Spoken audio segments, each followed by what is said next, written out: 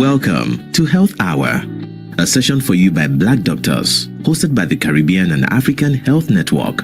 Ever sat in a doctor's office thinking, they just don't get it? Or search for health advice online, but you can't understand it? Felt unheard? You're not alone, and you found your solution with Health Hour. Every Saturday at 11 a.m., this is your space where Caribbean and African healthcare professionals speak about health with a focus on Black people.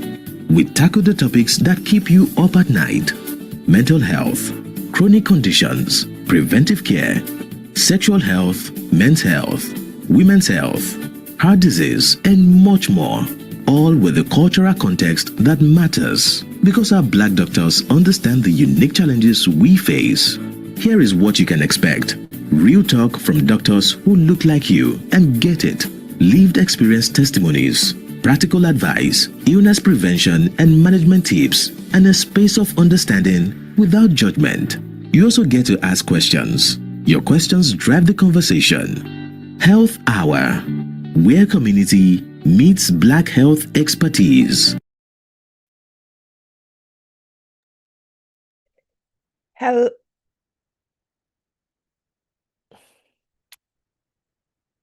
Hello, everybody. Welcome. Welcome to Health Hour on this beautiful Saturday morning. Really nice to have you all join us today. While we're waiting for everyone to join, I want if everybody could just pop in the chat where they are and what is the weather like where you are. So I'm in London and it's actually quite sunny and crisp with a gentle breeze. Really inviting to pop outside later on today. So how is it where you are? Welcome everybody. Very exciting talk we have coming up today. Okay, so Angie's in London. Someone says it's a little bit chilly. That sounds about right. Cold, wet, and windy Oxfordshire. Okay, all right. Yes, somebody else in London with a fresh winter day. Lovely. Good. Welcome everyone.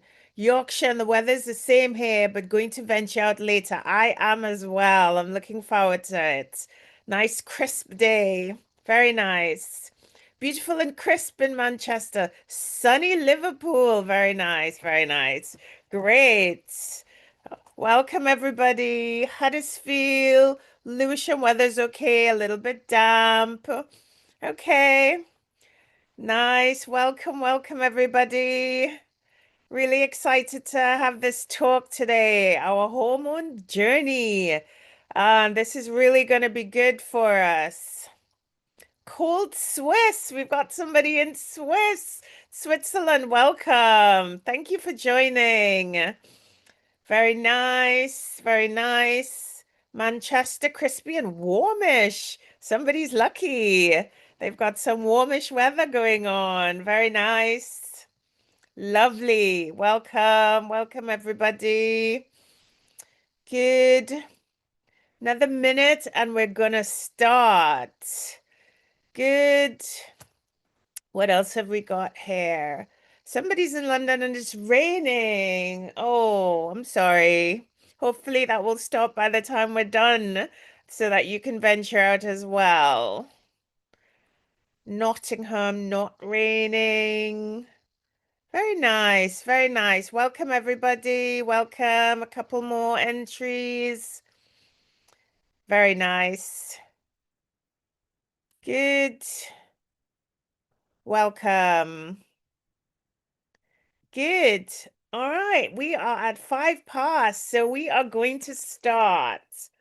I have the absolute pleasure of introducing Dr. Amy Ivare. She's a consultant obstetrician gynecologist. She works in East Suffolk and North Essex NHS trusts. She manages a range of presentations in gynecology and through pregnancy, and she has a special interest in urogynecology and clinical governance.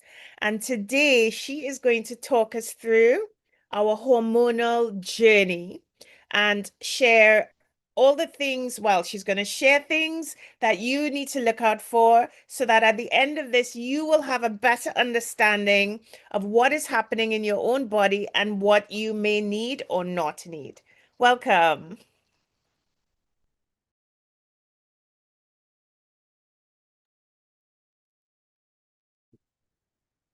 Oh, thank you very much for that introduction. Good morning, everyone, and thanks for joining in.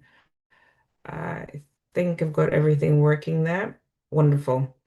So, I was tasked to talk about hormones in people who have ovaries, and it's a very wide topic with a lot going on in there.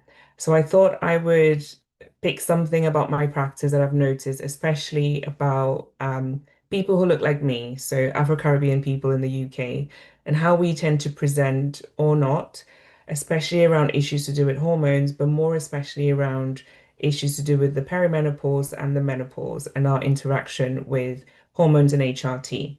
So, if we talk a little bit about what the usual hormones are that we are interested in, sorry, just remove that. There we go.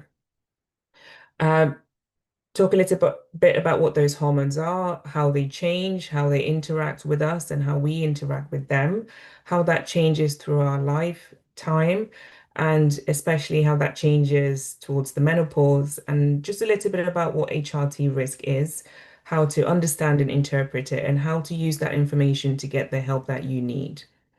So, when we traditionally talk about female hormones, we talk about these usually estrogen and progesterone, but the other important one is also testosterone.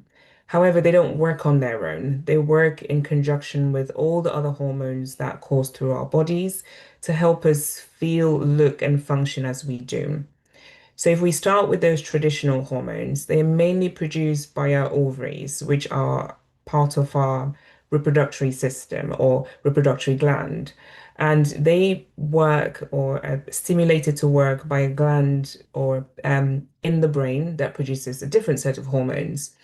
And those hormones trigger our ovaries to start producing and growing eggs every cycle, traditionally, that get released. And as those eggs are being recruited and are growing, that's when the estrogen and the progesterone and the testosterone are being produced. The other organ that's really important in producing these hormones is a little gland that sits on top of the kidneys called the adrenal gland. And that's also really important in helping produce these hormones. We also produce a good amount of slightly different, but also estrogen type hormone and slightly different, but also testosterone type hormone from fat cells. And so some of us who have a little bit more of that sort of distribution of fat cells will produce a little bit more of those from there as well. This slide is just to demonstrate how complex the hormonal system actually is. There's lots of other hormones running around, and they all interact with each other to help us function and feel as we do.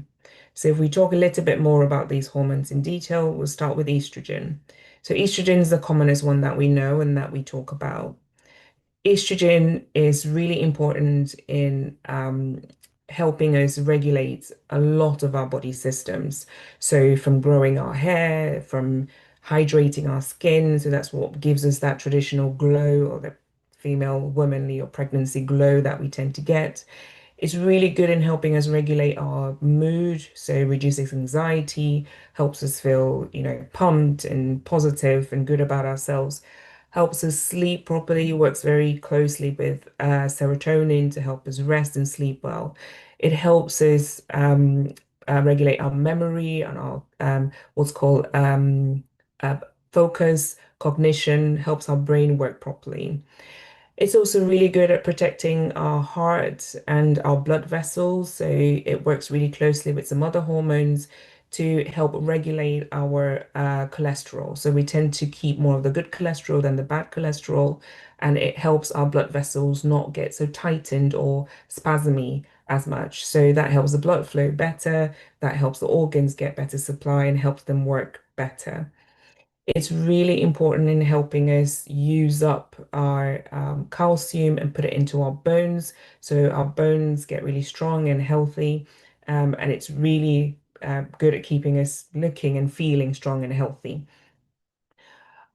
The important thing that you will notice throughout this talk is that hormones really need to be in balance. Now, estrogen, like I said, for the most part comes from our ovaries, which also comes from having that regular cycle. Now, anything that disrupts that cycle will disrupt our production of estrogen or keeping that estrogen in balance. Not only does estrogen have to be in balance with itself, it needs to be in balance with all the other hormones as well. So if that gets thrown out of balance, then we get the opposite of what it's trying to achieve. The things that will throw estrogen out of balance are anything that interrupts that cycle. And the commonest things are if, for example, our diets are very highly processed, very full of sort of heavy, stodgy foods or fatty foods, or lots of alcohol, lots of stress in there, not sleeping very well, not exercising very well, or exercising too much, or eating too much, or dieting too much. Any of those changes that disrupts those normal cycles can disrupt the production of all our hormones, but especially estrogen.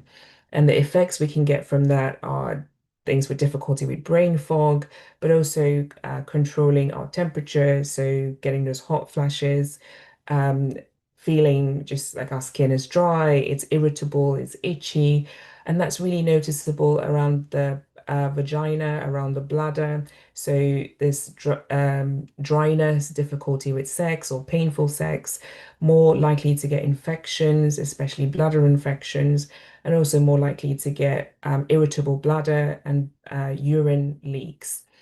We're also more likely to get periods go out of sync, so they may become more irregular, more heavy, and also get more sort of PMS type symptoms and mood swings. And if we lose a large amount of estrogen, then our bones sadly cannot keep hold of that calcium as well. So they get thinner and they're more likely to break and get something called osteoporosis. The next hormone we'll talk about is progesterone. That's the other hormone that goes hand in hand with estrogen in that cyclical process. It's also similar to estrogen, really good at helping us function, so brain function, our mood, our sleep, our processing power. It also helps us grow our breast tissue, and really important for fertility. So the spike in estrogen is a good way of knowing that we've ovulated, that we've released an egg that's ready to be fertilized and help us get pregnant. But also, if we don't have high enough levels of progesterone in the early stages of pregnancy, then we may be more likely to suffer with miscarriages early on. Again, similar effects. If those cycles go out of balance, then sadly, our progesterone can also go out of balance, and that can cause problems, especially with the regularity of our periods and how heavy they can be. We can also, some people are also a bit more sensitive to progesterone, so they can get more sort of PMS and bloating type symptoms.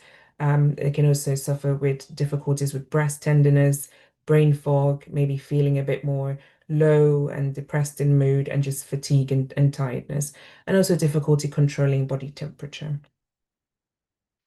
And what about testosterone? So we don't traditionally talk about this in people with ovaries, but people with ovaries produce testosterone not as much as people with testes.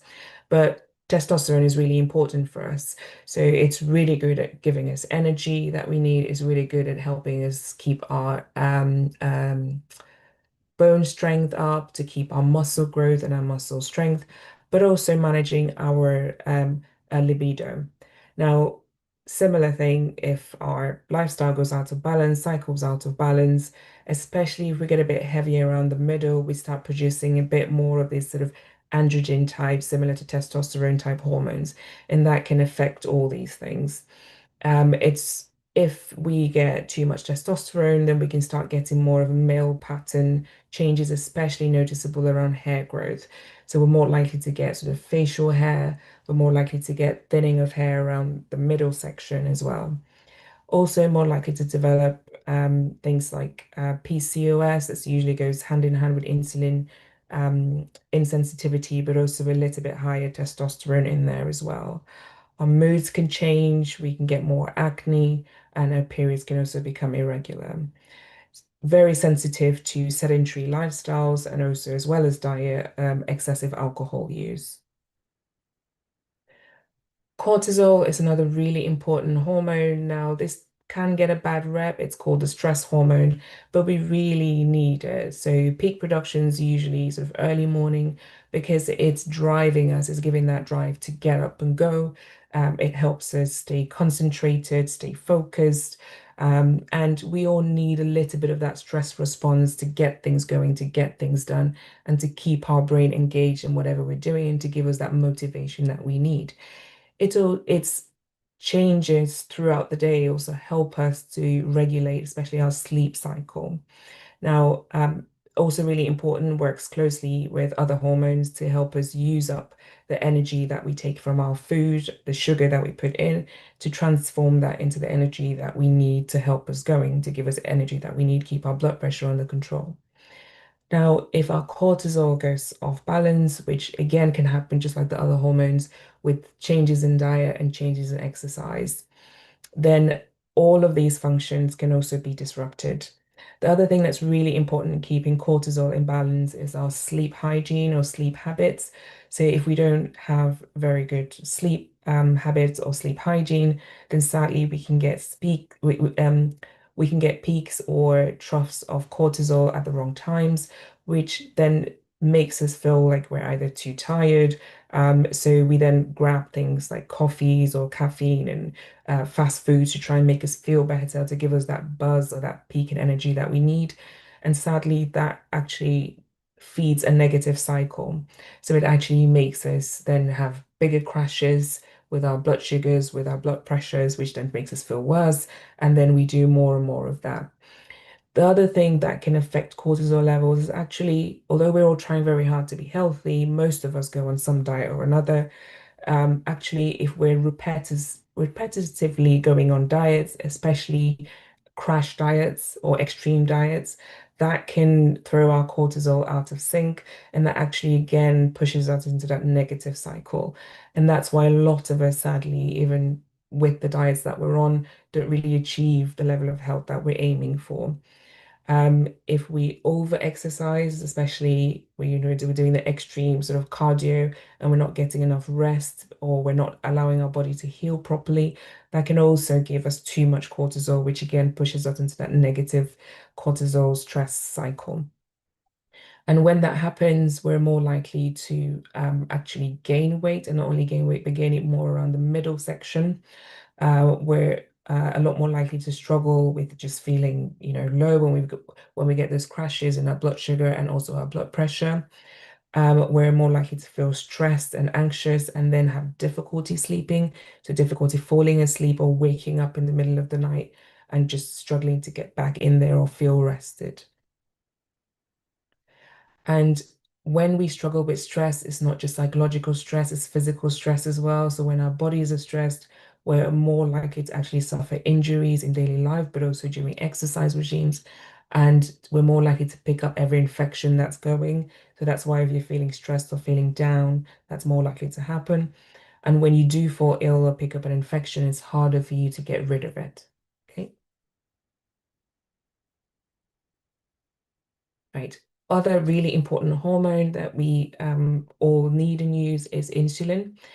Insulin is very good at capturing all the sugar or the glucose that we eat or comes into us through our diet and helping us keep hold of that, protecting our organs from too much sugar and too much glucose, and helping our bodies to transform that sugar into the energy that we need for all our organs to function, but also for us to function in our daily life. If we have a little bit of too much insulin, either because we're producing more because our body's trying to respond to what we're putting into it, um, then we may suffer with different consequences. Subtly, in some people, it might be sort of PCOS type symptoms might be closely associated with this. But over a period of time, our bodies stop responding as they should because they're just used to those high levels, or our bodies aren't producing enough, then we develop basically diabetes. So our bodies can't control the blood sugar as much anymore. And too much sugar, sadly, can damage every organ and every system that we have, including from our brain to our feet, basically, and everything in between. So our nerves, our blood vessels, they can all be negatively affected, as well as our cycles and our fertility. The thyroid gland's really important at helping us manage um, our metabolism, which is really important in how all our organs work.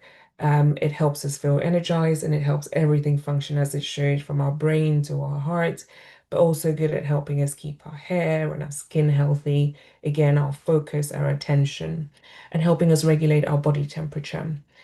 Now, these aren't as affected by what we eat and drink, but for people who have problems with their thyroid gland, then what you eat and drink can affect your hormone levels, especially with the medication that you're taking. But if you have any of these symptoms, then it's worth having a chat with your doctor and maybe getting things tested to make sure that you're not producing too much or too little of your thyroid hormones. So if you have too little thyroid hormones, then you have something called hypothyroidism. And the common signs or symptoms of that is that your body isn't, or your metabolism isn't as high as it should be. So you might suffer things like low energy, just feeling tired, feeling fatigued. The skin goes a bit dry, a bit thin. Your hair goes a bit thin. You might lose your hair. You're more likely to be sensitive to the cold, to suffer with constipation. So things just aren't moving as they should. And the mood tends to be a bit low as well, so tends towards depression. If you produce a bit too much of the thyroid hormones, then you suffer something called hyperthyroidism. So your metabolism is just higher than it should be. So you suffer the opposite. So more anxiety, you might be more wound up, more shaky. Some people get tremors. Some people just feel sweaty. They can't keep weight on. There's weight loss, there's diarrhea. So it's the other extreme of this. And those usually need to be managed with medical treatment. Serotonin is traditionally called the happy hormone, and about 90% of it is produced by the gut. It's really important in boosting a mood, keeping us feeling upbeat and, happy. It's also really important in helping us regulate our rest and our sleep cycles, but also important for our digestive system, keeping our gut health and helping us fight infections or reduce the likelihood of us picking them up, but also it helps our immune system to fight those infections when we do get them. Because most of it's produced by the gut, it's really important to keep that gut health up, to put foods in there that are going to move along, so not the stodgy, fatty, fried stuff that's just going to sit there.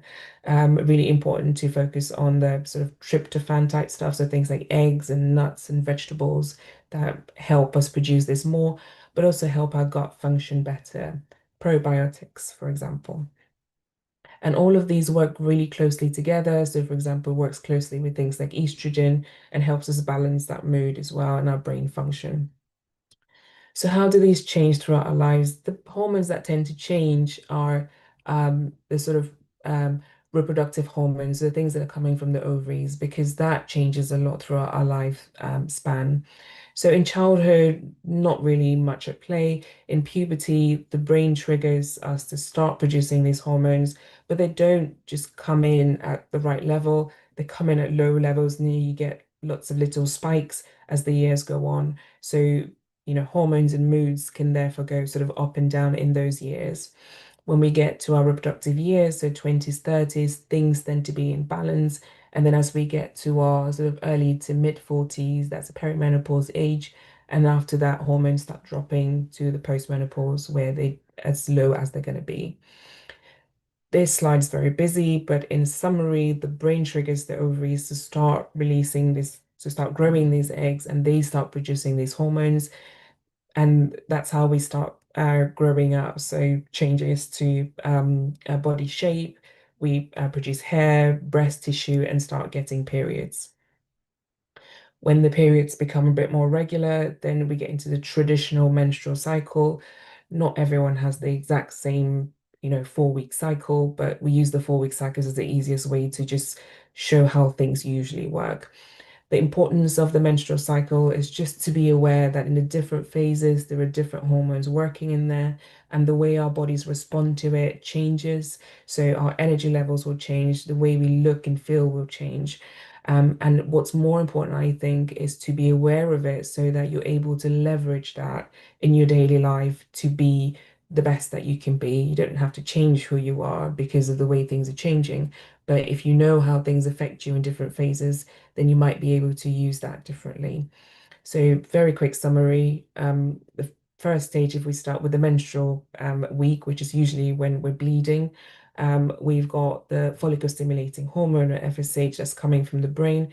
What it's doing is recruiting the eggs for the next cycle from the ovaries. In that phase, when you're bleeding, usually most people feel down, they feel tired, they just feel exhausted, a little bit foggy, and just want comfort. They might be a bit more irritable. And then you move into the next week, which is a follicular phase. It just means the eggs are being recruited. And when the eggs start being recruited and growing, that's when your estrogen levels are going up. So they're producing a lot of that estrogen. And in that phase, people tend to feel a bit more positive. Their focus is coming back, their brain power is coming back, the energy is coming back, their skin glow is coming back, and that's changing. And those sort of cravings for the comfort stuff or comfort foods is slowly passing. The week after is the week of ovulation. So estrogen is at its peak. That's when the biggest egg is actually released. So that's the peak week of fertility. So people tend to be a bit more outgoing, a bit more confident, and libido tends to be at its highest as well. The week after that, there's a decline in estrogen and a peak in progesterone, and people with sensitive might get a bit more sort of PMS type symptoms. People get a bit more sort of comforty, they just want a bit more. So the cravings start coming back then as well. Breasts might get a bit more engorged, a bit more tender as well in that phase, and then repeat. All these hormones change significantly during pregnancy. From week to week, everything changes. So in the early pregnancy, you get a spike in progesterone that's helping to support that early pregnancy until the pregnancy starts producing its own hormones. The pregnancy hormone, HCG, starts going up as well. So the body changes significantly in that first phase.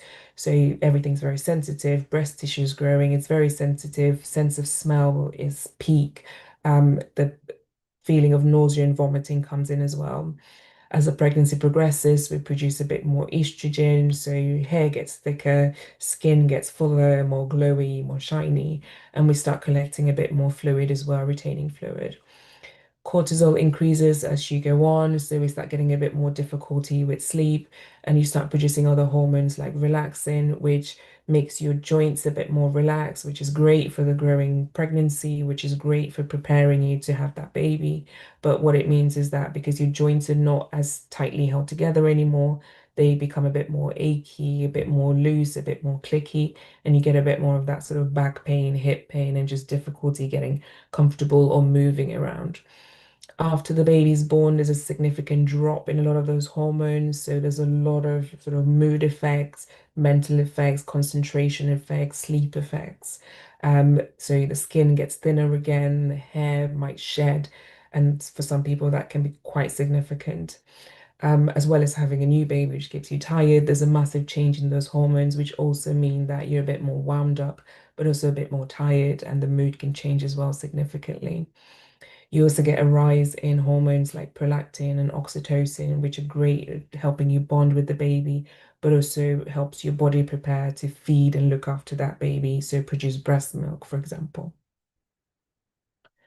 So in summary, things change significantly throughout the years, and we're going to focus a bit more on this other end of time, which is sort of mid 40s and 50s, perimenopause and the menopause.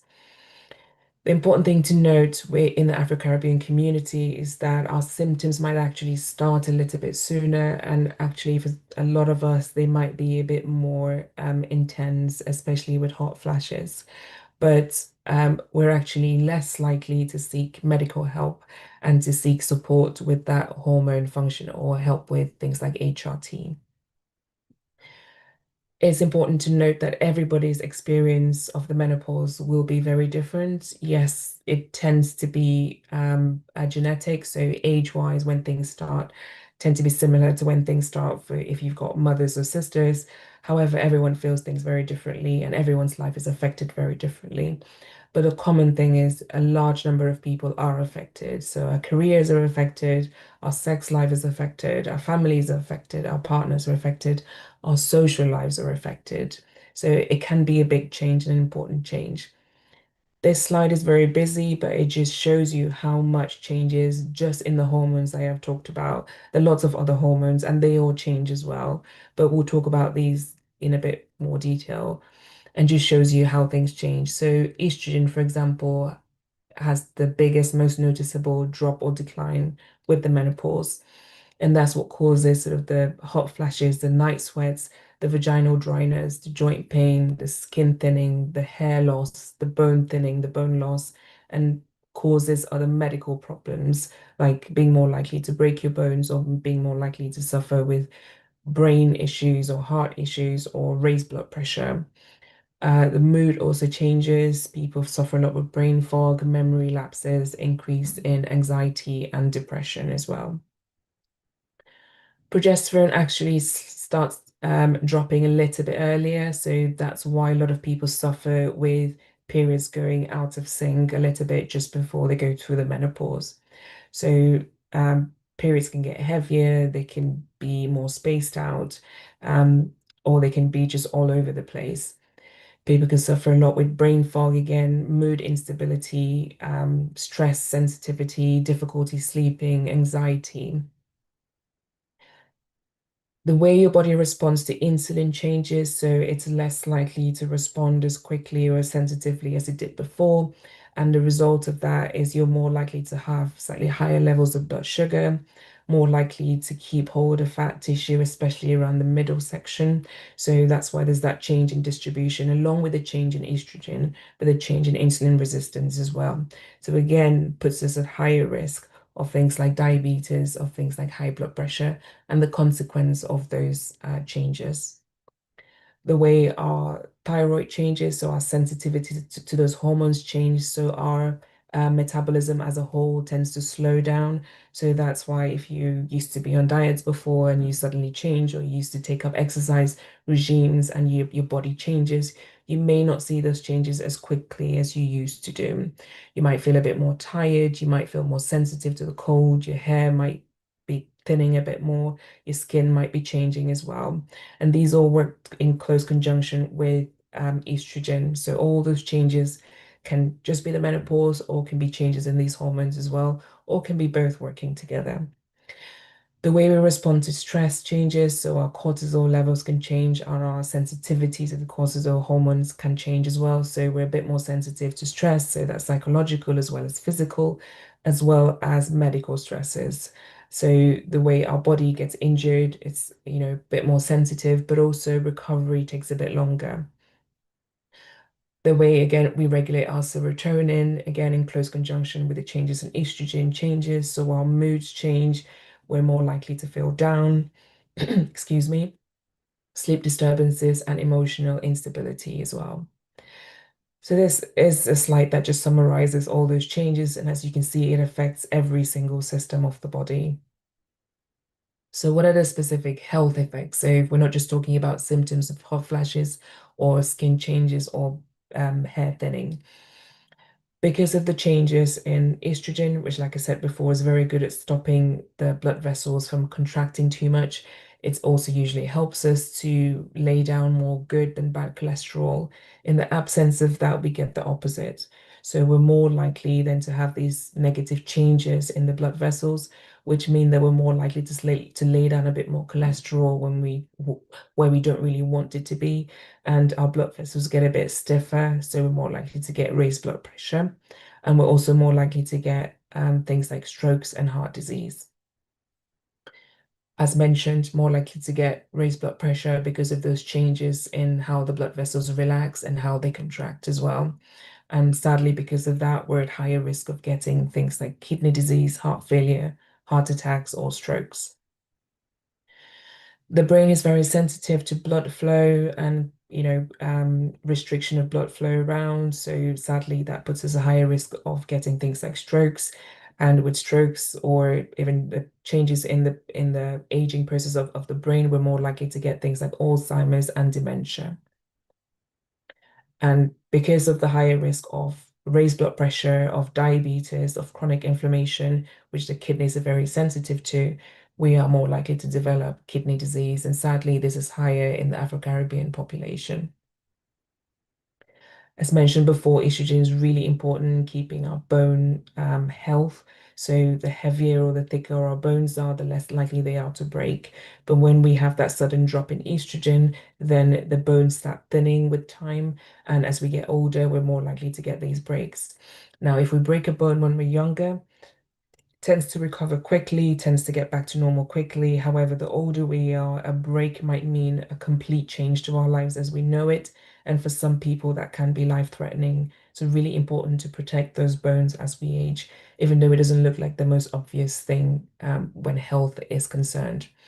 This is more important in people with darker skin tones, so Afro-Caribbean populations, because when we live in the northern hemisphere, we don't have enough sun, and because we have a bit more color or the hormone um, that protects the sun rays from going through, so we don't use up as much of that sun to keep hold of that calcium in our bones and make them stronger and healthier. So it's really important to be on the vitamin D supplements way before we get into the menopause, so we're optimizing our bone health before we start losing those hormones and those and that bone starts thinning.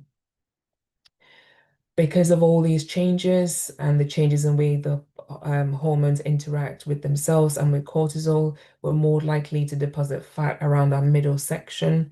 And sadly, that triggers that negative cycle where we get less sensitivity to insulin, we get more response to cortisol, and we deposit a bit more of that fat around the middle. If our diets are already heavier, on the starchy side or the fatty side, then again, we're more likely to make this process go forward or to compound this negative cycle. So this is a summary slide just demonstrating all those changes, and again, it affects every bodily function. The other thing that we haven't spoken as much about is sexual function. So in the menopause, the drop in testosterone, drop in estrogen makes us less likely to want to be sexually active, but also the changes in the skin. So because our skin is less hydrated, the vagina is very sensitive to this. So sex tends to be more painful, hence we tend to avoid it. But also the changes in the hormone levels also mean that the bugs that usually live in the vaginal skin, we all have those, also change, which means that we're more likely to get infections, and especially infections in the bladder. But also the bladder gets a bit more irritable, so we're more likely to suffer with urine leaks, which changes the way we feel about ourselves, our self-confidence, and sexual function and desire. So how do we manage things? Now, everyone should be optimizing health. Like I've mentioned before, we want that balance. So we want to aim towards the healthy diet, and we want to pick a healthy diet that works for us and keep going with it. We want to avoid the yo-yoing diets. We want to avoid the yo-yoing exercises. We want to pick, low or moderate intensity cardio, but more importantly, strength training that will increase our muscle mass, that will increase our bone strength, and that will help us optimize our health as we go into the menopause. Avoiding or managing stress is really important as well, because psychologically that triggers some of those changes, especially to do with serotonin and cortisol, which also interacts with our other hormones and changes how we feel, but also how our body expresses itself in our periods, but also in our levels of energy, our fatigue, our sleep, etc. And that feeds into that cycle again. There are lots of different things we can do, including exercise, stress reduction, healthy diet, sleep hygiene. So if we already have habits of going to sleep at the right time, of avoiding things that interfere with our sleep, so watching TV into the night, playing with our phones, drinking a lot of alcohol before bed, other stimulants, so that's caffeine, that's smoking, exciting things, especially around bedtime. If we're already in the habit of avoiding those, then as we go through the menopause, that will put us in a better stead, in a better place to be able to manage those changes.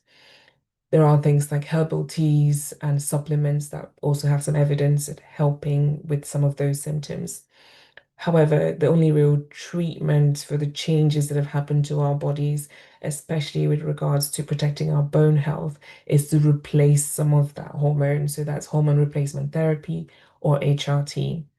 Now, there are lots of different ways of delivering HRT, as you can see in this slide. There's so many now. There's a lot of talk about risk of HRT. What I will say is that in balance, there has been lots of studies involving millions of women, and overall HRT is very safe.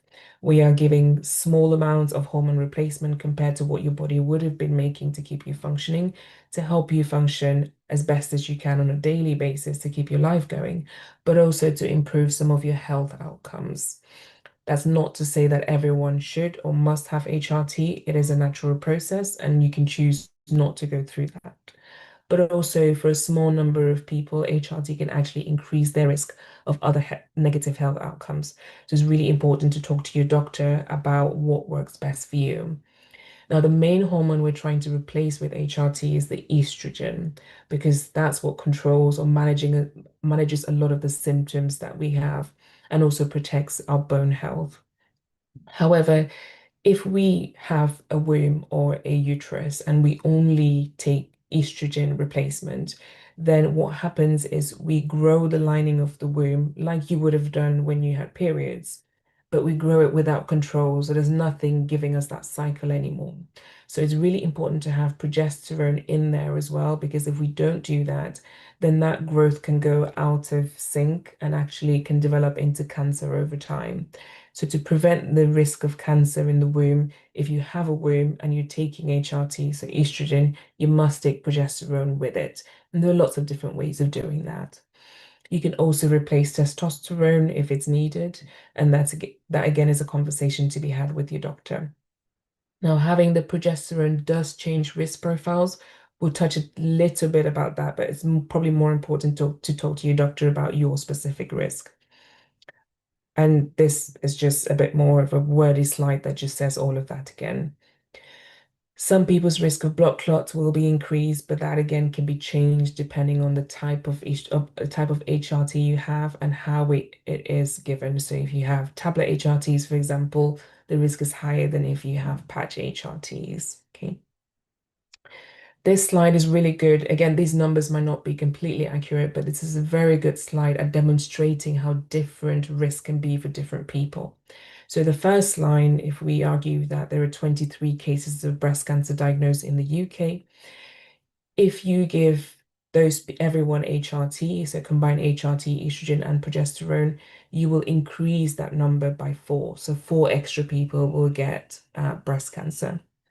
However, if you remove the progesterone part of that HRT, you actually get less people diagnosed with that breast cancer. So those people's risk factors have changed just by changing part of that hormone in there. So really important to have a chat about what that means for you. Now, the slide on the combined pill is probably similar in risk profile because you're giving the estrogen and the progesterone as well. However, if you look at our other habits, so if those people are drinking alcohol as well, so high levels of alcohol intake, then you increase the risk of breast cancer again. So again, you would get 5 extra people who would develop breast cancer, and that's just because of their use of alcohol.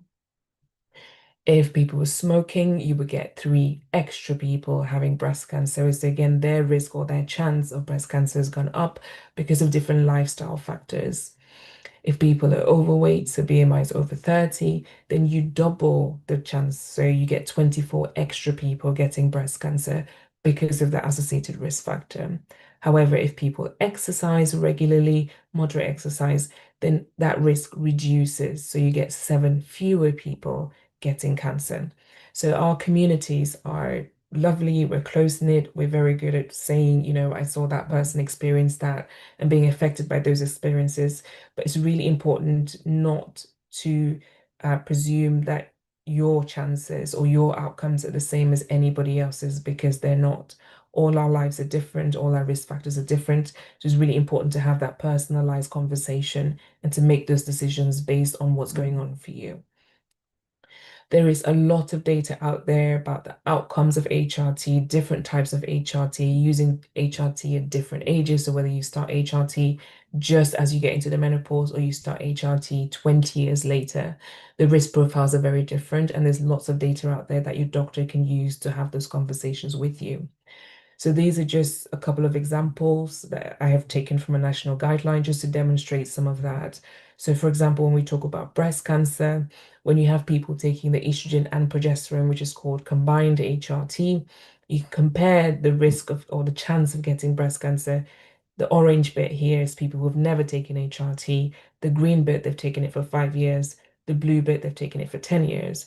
On the left-hand side, you've got people who've taken it later on, so usually closer to 50 they've started. On the right-hand side, people have started it earlier, so about 40s. As you can see, your chances of getting breast cancer increase with age. So on the right-hand side, if you've never taken it in your 40s to 60s, your chances are 33 out of 1,000. Whereas on the left-hand side, your chance is 59 out of 1,000 people. If you take HRT for 10 years on the and you started earlier on the right-hand side, those numbers go from 33 to 51 out of 1,000. On the left-hand side goes from 59 or almost 60 to 90 or 92 out of 1,000. So the chance goes up, but it goes up anyway as we get older. This is just another way of demonstrating the exact same thing. So those bars are 1,000 people, and at the bottom of the bar where it's highlighted is a number of people that actually get the problem, so breast cancer in this case. And again, this is people taking the estrogen and progesterone together. On the right-hand side, they're taking it younger. On the left-hand side, they're taking it older. And as you can see, as they get older, those numbers of the colored parts of the bar are getting higher and higher because our chances get higher anyway as we get older. But you can see there is a step up in those highlighted numbers based on how long you've taken that combined HRT. So if we look at this part here, age 50 to 69, you can see the orange looking bars, people who've never taken HRT. The highlighted is a number out of 1,000 who get breast cancer. The green bar is people who've taken it for 5 years. The blue bars, people who've taken it for 10 years. So as you can see, there is a clear step up the longer you're taking that combined HRT for. However, if you look over here in the age 40 to 44, people who've never taken versus people who've taken for 10 years, actually there isn't much of a step up in those early years, but there is more of a step up if you look at the 40 to 59 age range. This is exactly the same figure, but the numbers are different for people who are taking estrogen only breast HRT and their chances that they develop breast cancer. So again, the background numbers are the same because we're looking at the same population. 59 out of 1,000 people who've never taken HRT develop it. If you're looking in the age 50 to 69 age group, 40 to 59 age group, the number's 33. And those numbers go up in the younger age group to 41 and the older age group after 10 years to 71 instead of I think it was 90 with the previous group who were taking both estrogen and progesterone.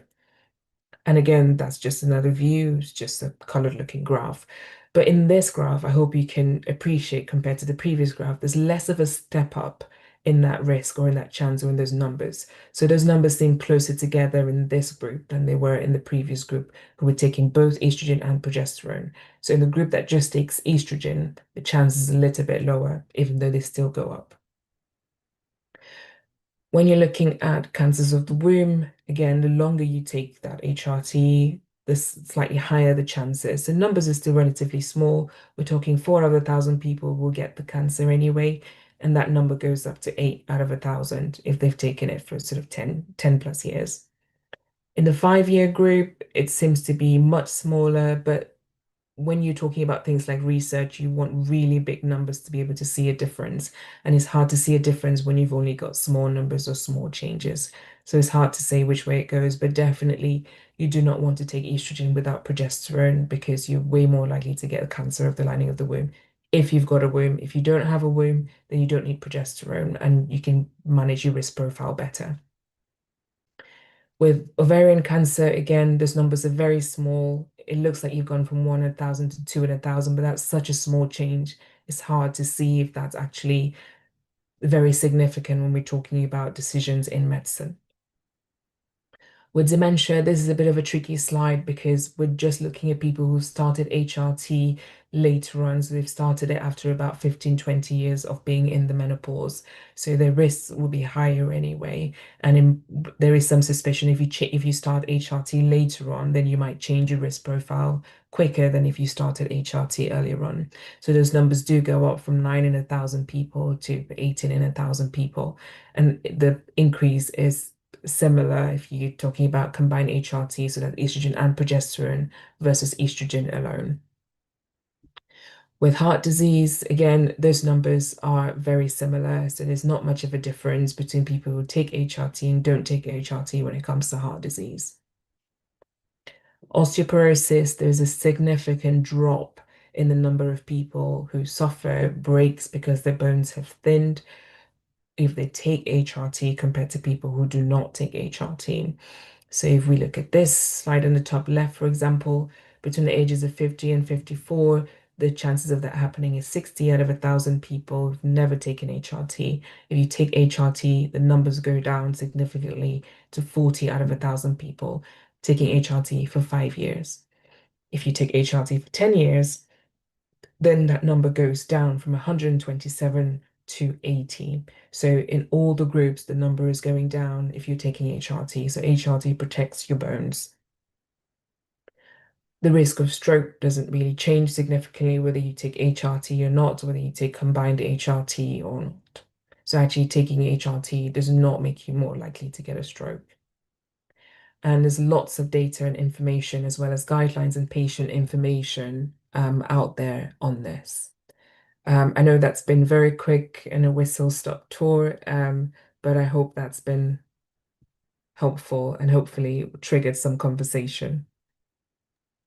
Amazing. Many thanks. That was a really, really good session. As you can see, very much appreciated by our attendees. And we've got lots of questions. So I'm going to jump straight into the questions. The Good. first question is about early menopause. Someone has had an early menopause and they're not on HRT. They are having symptoms, hot flushes, brain fog, and they're worried, is it too late to start HRT? Should they be on HRT? So the advice is if you start if you start your menopause early, especially in your 30s or 40s, you really should be taking HRT. I would definitely recommend taking HRT because our natural lifespan is to go to about, on average in the UK, to about early 50s. So 51 is usually where we aim for. Now, if you get to the menopause a couple of years before that and you don't want to take it, that's fine. But early menopause, early 40s, 30s, please be on HRT because your body needs those hormones. And sadly, your aging process will start sooner if you don't have those hormones working as they should be doing in your system until you get to that sort of early 50s. So yes, I would recommend HRT if you're not on it and you started menopause early. Thank you very much. So pertinent. Our next question is someone who says they are not enjoying their menopause at all. They've got bloating, water retention, wind, hot flushes, but they're refusing HRT due to fear of the side effects. What are her options? I think what I would say is you need to sit down with someone. And I think even before that, what I would do is write down what you're afraid of.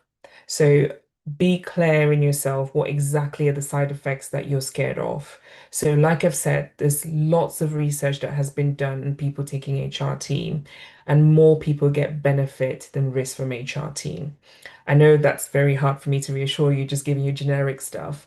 But what I find really helpful talking to people is people who come with very specific, look, my mum suffered with this, or I had a sister who got cancer after 10 years of this, or I had this. Whatever it is, it's not silly. Write it down and bring it to an appointment and say, look, doc, I want this treated, but I'm afraid of this. And they're actually, that helps your doctor way better to know how to help you. Because actually, for some people, you might be right. There might be something that runs in the family that needs to be investigated. And actually, if we can find out what it is, if we can manage your risk profile, we can actually help you achieve the treatments for the stuff that's bothering you. For some people, that may not be HRT because, like I say, HRT isn't for everyone. But even if it isn't, we can help you find the supplements or the alternatives or the right things that will help you feel better. In general, I would say for things like the bloating or the keeping of weight around the middle, an exercise regime is really important. We need to be getting up, we need to be getting out, we need to be building that into our lifestyle. I know it's hard because it's usually the age at which lots of us have got teenage children, we've got busy jobs, we need to be there, we need to be in 10 different places. But it's really important to put yourself first and to make sure that you've got those habits going, those healthy diets, the getting up and getting out exercise. You need to be strength training. You need to be putting in a bit of cardio in there on a regular basis. That alone will help you feeling a bit better. But if you want HRT and are afraid, or you want a little bit more because those things have not quite done it and are afraid, please write down what it is that's bothering you and take it with you. And we can talk about the specific concerns. We can look at data together. We can look at your family together. We can look at your lifestyle together and come to a solution that will help you. That is such fantastic advice. Thank you. Writing it down, Mhm. before you go into that office and you're in front of your doctor, and then you may not quite be able to articulate or remember what it was you Absolutely. wanted to discuss. So Mhm. writing it down is such fantastic advice. Mm. Our next person, they are on testosterone gel, but they struggle to remember to take it. They avoid mornings because they moisturize. And they're asking, can they take it in the evening instead? What I would say is try it and see what it does. Yeah, a lot of these have got advice on timings, but actually, as you found out, it doesn't necessarily work for your lifestyle. So if it doesn't work for your lifestyle, there's nothing absolute saying you can't take it at a different time. What I would do is try it for a couple of weeks and see if you remember better. Maybe even write down a diary of how you're feeling compared to when you took it in the mornings and see if that works better for you. And if it does, absolutely go for it. Great, great. Thank you. Flexibility. We like Mhm. that. Okay, so someone here, they've had a hysterectomy, but they've kept their ovaries. Mhm. They are struggling with body pain and they are on HRT, but they're getting significant pain. So they get pain in the first week, and then around the 20th of the month. Is there any advice about the body pains? Hmm. Yeah. What I would say is, have you seen a doctor about the body pains? Because there are lots of symptoms like this that are to do with the menopause, but there are also lots of symptoms that can overlap. They're nothing to do with the menopause. So it's really important to see someone to investigate that first before you put it down to the hormones and menopause. It also depends on how old you are. So if you're sort of in your 30s or early 40s, you will still have some kind of cycle going. So yes, it would make sense to feel different in different parts of the cycle. And sometimes managing HRT in different ways can make you feel differently, if that makes sense. So my first step would be to investigate other causes of that pain, make sure it's nothing to do with that, and then look at ways in which you can change your HRT. So can you take different numbers of pumps or different level numbers of applications at different times to make you feel better? So that's how I would approach that. Great. Thank you. Thank you. Uh, Oh, and also, sorry, if you are exercising, this is also something I see very commonly. Are you giving yourself enough rest time? So, like I said, the cycle changes, mean your body's sensitive to different things at different times. So, try and regulate your exercise and your rest. So, for example, if you're into cardio one week, maybe in the more sensitive weeks, can you try something like Pilates or yoga more than the runs or the sprints or strength training or heavy lifting. So try and change that as well and see if that makes a difference. okay, great. Thank you. We now have someone who has a medically induced menopause due to endometriosis. And we have pointed out that we do have an endometriosis session coming up in March. But the question here is they're having all these symptoms, even things like flaky scalp, constipation, the brain fog, the irritability. Is this normal and is there anything that can help? It can be normal. So sadly, if we lose the ovaries, especially if we lose them early, then the menopause symptoms do come on and they can be really difficult. The severity of the endometriosis will affect how much or how ready you are or your doctor is to start HRT. But for almost everyone who's suffered that, so whose ovaries have been removed and is suffering side effects, I haven't yet met someone who's been absolutely unable to take HRT. Some kind of HRT will be helpful, and my advice would be to try it and see what effects it has. There's a small chance it will trigger endometriosis deposits, especially if you've got severe deposits which are there and have been causing problems before.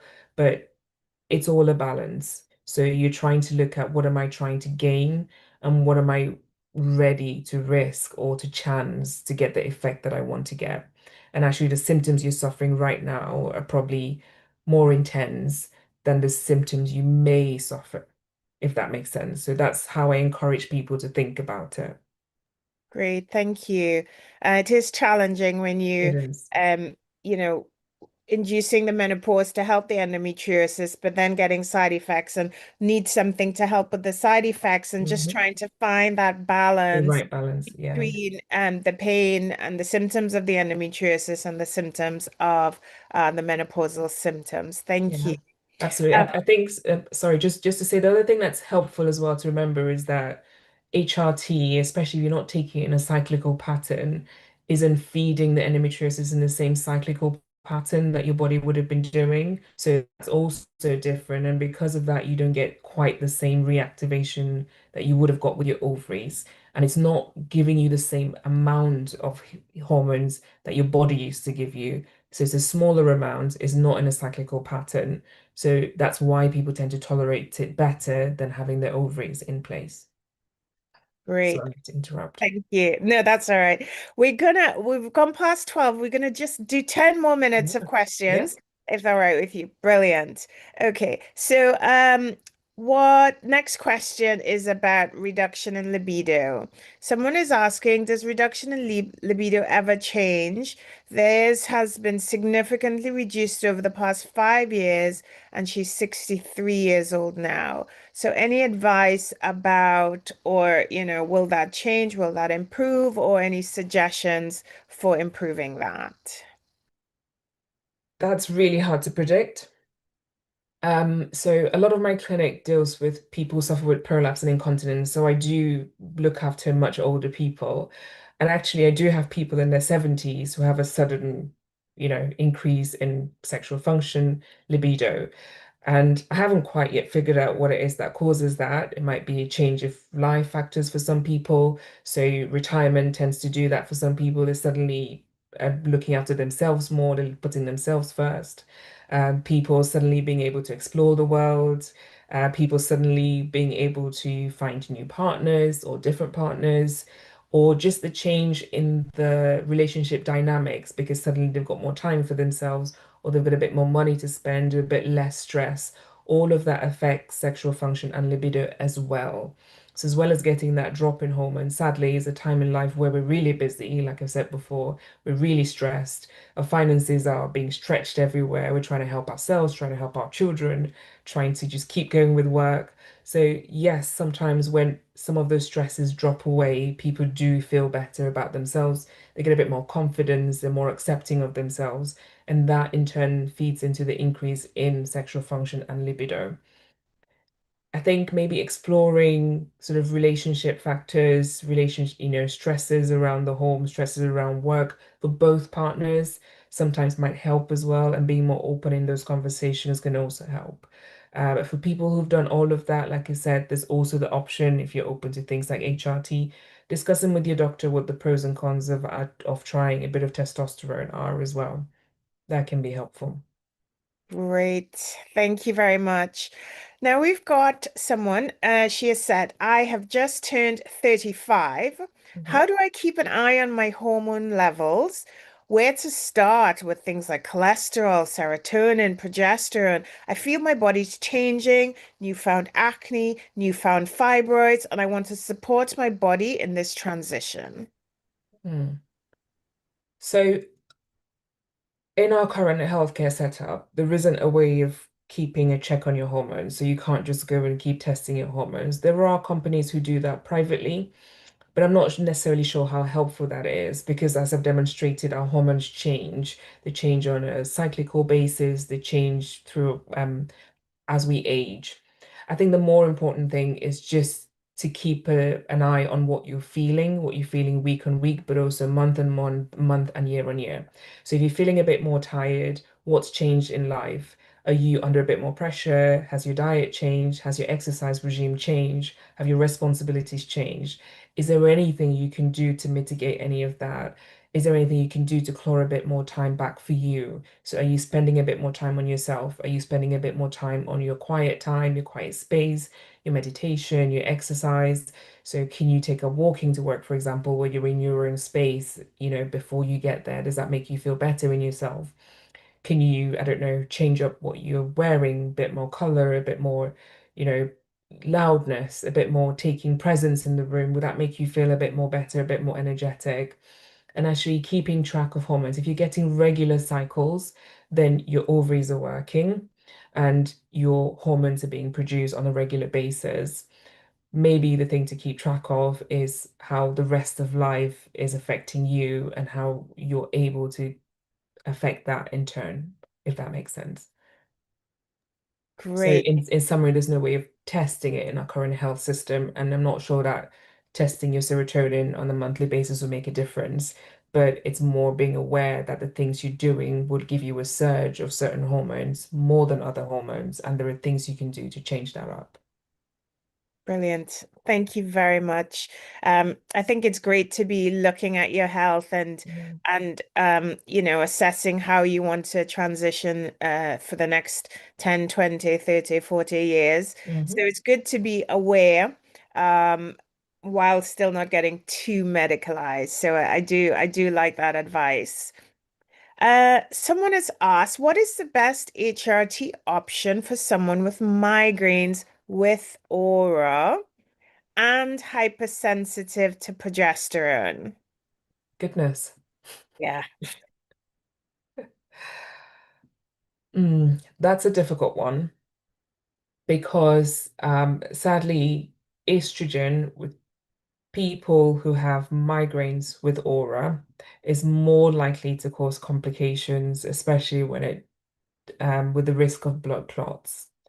So it depends on what you're struggling with. So, for example, if most of your symptoms are sort of vaginally related, then I would ditch the systemic HRT together. I wouldn't take any tablets or patches or anything like that, and I just go for vaginal HRT. That's quite safe, because it doesn't get absorbed into the system like the other HRT does. So even when you've got really tricky to manage risk factors, there are ways in which you can look at it. So you can look at, okay, what exactly am I trying to treat? And are there other ways of dealing with it? If you've got systemic symptoms, if it's the brain fog and the hot flushes and night sweats, that's harder to manage with HRT. And I just need to be honest with that. That might be more focused on lifestyle factors. And there are other types of medicines that can be tried to see if they can take away the systemic symptoms that have got nothing to do with hormone replacement. Yeah, fantastic. Thank you. Yeah, I think, we keep trying to Mm. think there's talk about some new drugs that are Mhm. non-hormonal that may be able to help with the hot flushes and so forth. So lots of things out there. And that leads really nicely into our last question, which is what additional supplements are good for bone density and muscle mass? For example, protein, creatinine, that sort of stuff.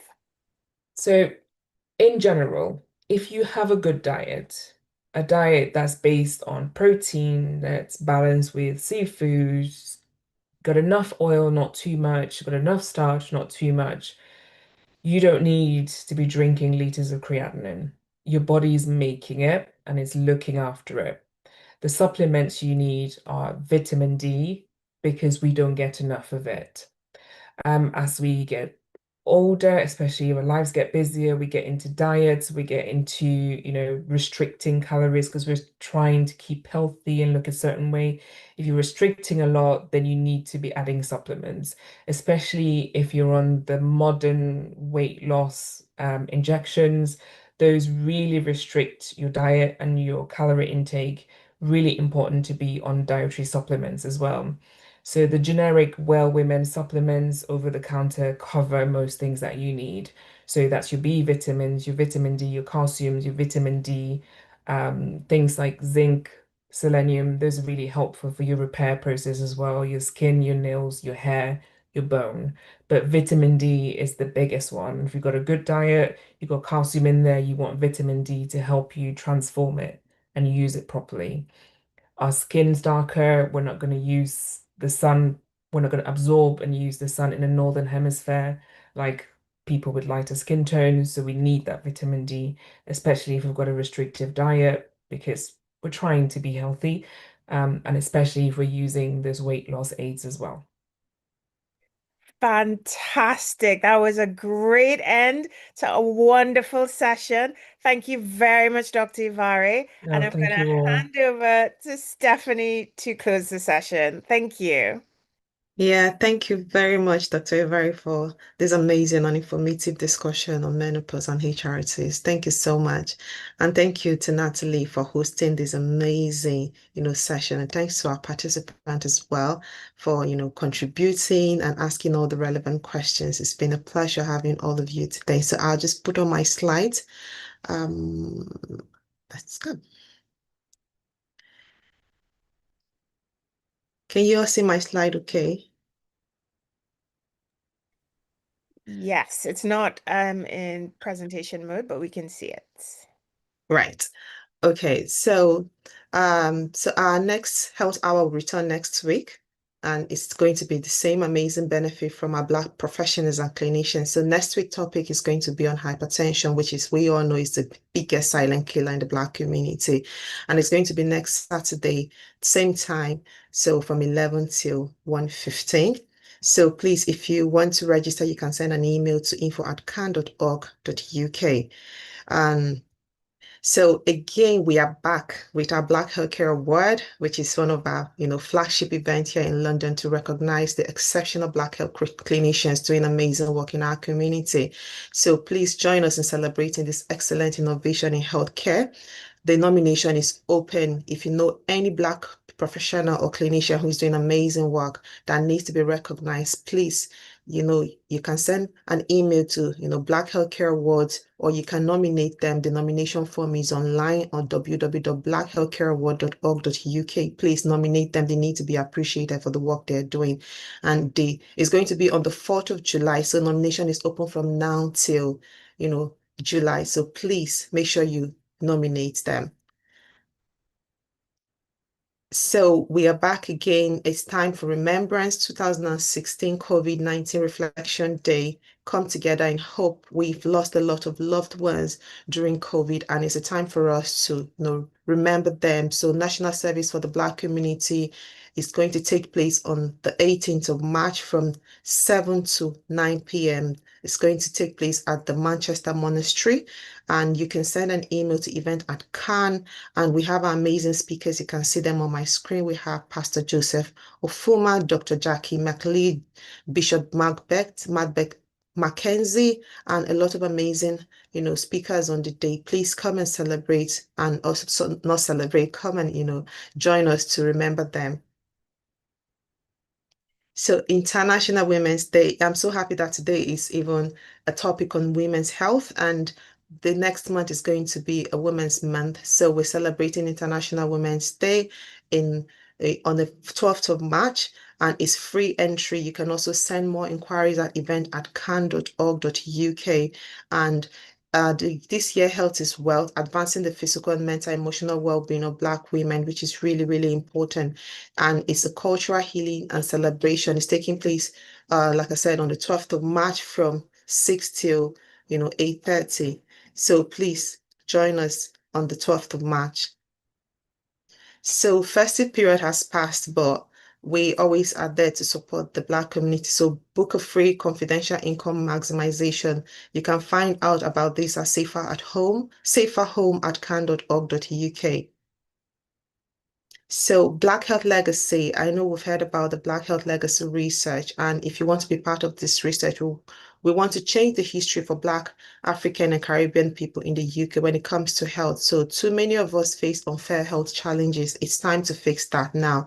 So please make sure you participate in the survey about Black Health Legacy. You can also send an email at research@can.org.uk to be part of the research. It's online. It's going to be just between 15 and 20 minutes. We need to hear your voices to drive this research.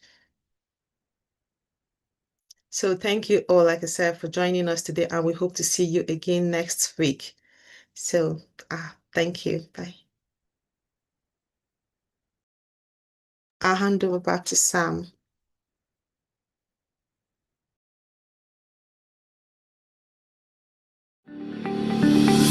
And that's our time for today. Whether you joined us on Zoom, Facebook, LinkedIn, or YouTube, thank you for making the Health Hour part of your Saturday. We hope today's session gave you the right dose of health wisdom that you can share with your friends and family. When we share knowledge, we strengthen our entire community. Mark your calendar. Next Saturday, same time. Got a topic in mind? We want to hear from you at health@can.org.uk. Health Hour, hosted by the Caribbean and African Health Network.